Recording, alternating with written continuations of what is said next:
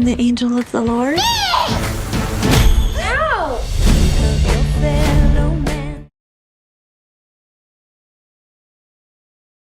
What is your origin to this project, and what made you the best filmmaker to deliver these particular goods? Well, thank you for that. I think whether or not I'm the best is probably up for debate, but I think I'm the right one for it. Almost 20 years ago, I was reading this book to my kids, The Best Christmas Pageant Ever. I'd seen it as a kid when I was younger, but I hadn't remembered a whole lot about it. And I'm reading it to my children, and I am laughing. It's so witty. The story is so engaging. It's very nostalgic, and I'm halfway through it, and I'm thinking, man, I don't remember it being this good. This is so good. I get to the last chapter, and it's the story of the herdmans, the worst kids in the world, who everyone's scared of, and they hijack the churches and the town's Christmas pageant, playing all the main roles, and everyone thinks it's going to destroy their precious sacred pageant. Yeah, I saw the film, and I know the piece. Yeah. I'm saying their unique perspective, because of their poverty and because of their outsider status, is what makes them uniquely understanding of the true story that we sometimes take for granted. I get to the last chapter, I'm crying so hard I can't even see the pages. Wow. And my wife is like going, all right, give me the book, let me read it. So we're passing it back and forth. She starts crying too. So I closed the book and I said, I have to make this movie. I'm the only one who can make this movie. Wow. And for the next almost 20 years, I was praying. I want to apologize to any directors who were attached to make it before me, because I was praying against them. The other studios had the rights to this, other directors, and it just couldn't get made until a few years ago when The Chosen had come out, my TV show. Right. And the rights holders had seen it, and the other studios couldn't get it made, couldn't get the Best Christmas Pageant Ever made. And so they finally said, all right, we get it, we're in. And so I finally got a chance to make it. It's been a long time coming. Yeah. So the book was written in the early 1970s, and you set it among the vague notion of the era. What do you think is most 1970s about your film, mostly through the prism of what you know from the 1970s? Well, that's the thing. Yeah, that's interesting. I really wanted the film to feel timeless, so that you can't tell if it's the 70s, 80s, or 90s. It doesn't feel like today. It feels like my production designer came up with the term then. You don't know when it is, but it feels like then. And I'm guessing you felt that when you were watching it. It feels nostalgic. It feels like, and it might be different things. It might be for someone, the TV, the phone on the wall, the car. In some ways, it's the innocence of youth when you were experiencing Christmas through a lens that maybe has been over time less nostalgic, less heartfelt. It's, and so this movie can bring that back for you. It's like a movie, like a Christmas Story, where it just feels like something you want to be part of, even if it's been a few years since you've been part of it. And so for me, it was about kind of combining elements from multiple decades so that it just feels timeless. Yeah. Of course, this was made as a TV movie back in 1983. Did you watch it, and did it give you any direction as to how you were going to approach the filming? Well, I saw it in the early 80s a couple times as a kid, and then I watched it again a few years ago just to go, I want to make sure I'm not copying it or whatever. Right. And I loved it as a kid, and it still is a lovely story because the story from the book is so good. But even the author's daughter, the author is no longer with us, but her daughter, who's seen the film, of course, and she said she was just overwhelmed by it. She said, my mom is cheering you. Her mom is the one who'd written the original TV movie. And said herself, it lacked a little bit of the charm that I think the story demands. And so I do appreciate that movie. And there's a lot of people who like it's sacred to them, and they just need to know I'm basing my movie on the book, and my love for the book. And so we have that shared love of the book. The TV movie is a little different than what I'm doing, but it's the same heart. It's the same original story. Judy Greer is a treasure. She's one of my favorites. What do you think she understood about the character of Grace that even surprised you in your knowledge of the book?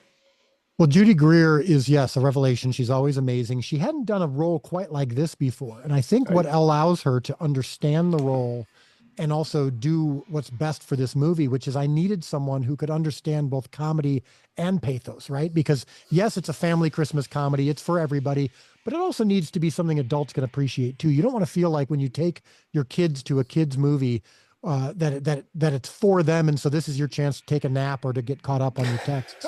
I want you to love it too, and I feel like that's what's happened with this movie because of performances like hers.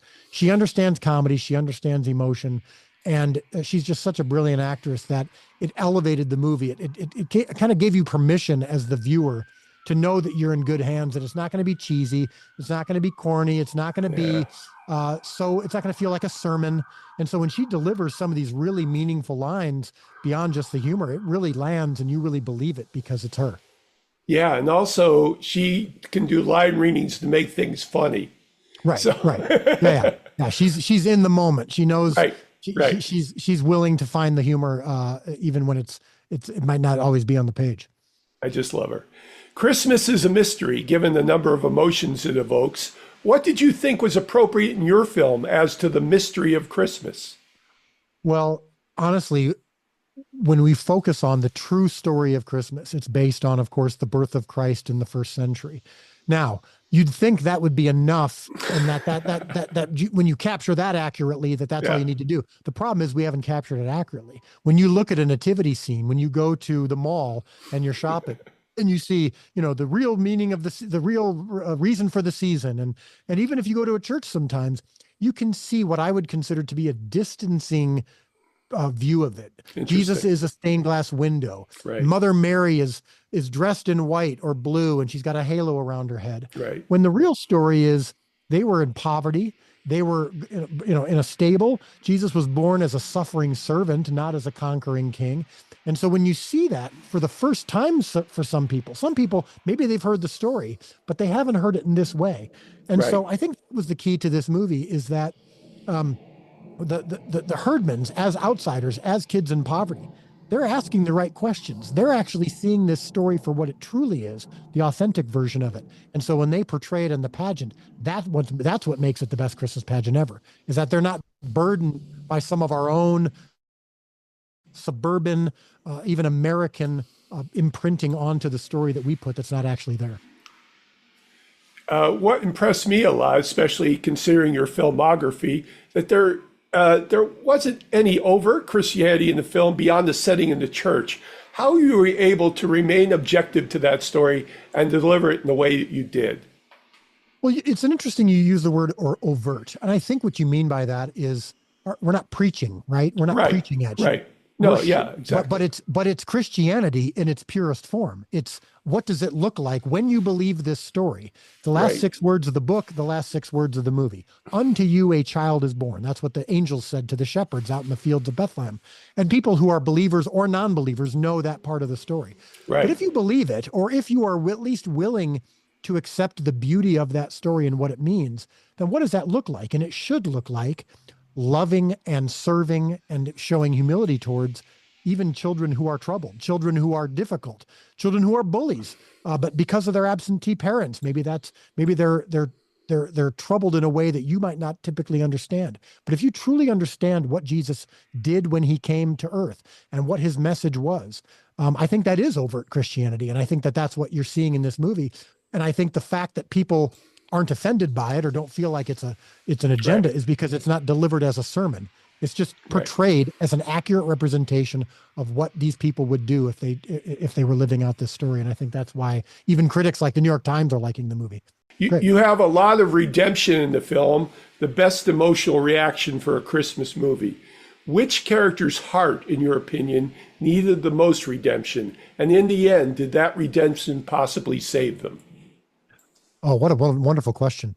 So the obvious answer about who needed the most redeeming is of course the herdman kids, Imogene Herdman. That's what you think. Well, they're the ones who are troubled. They're the ones on the wrong side of the tracks. They're the ones who've never heard this story before. They're the mean ones, and they were mean. They are bullies. They aren't, quote unquote, good kids in the traditional sense of the word.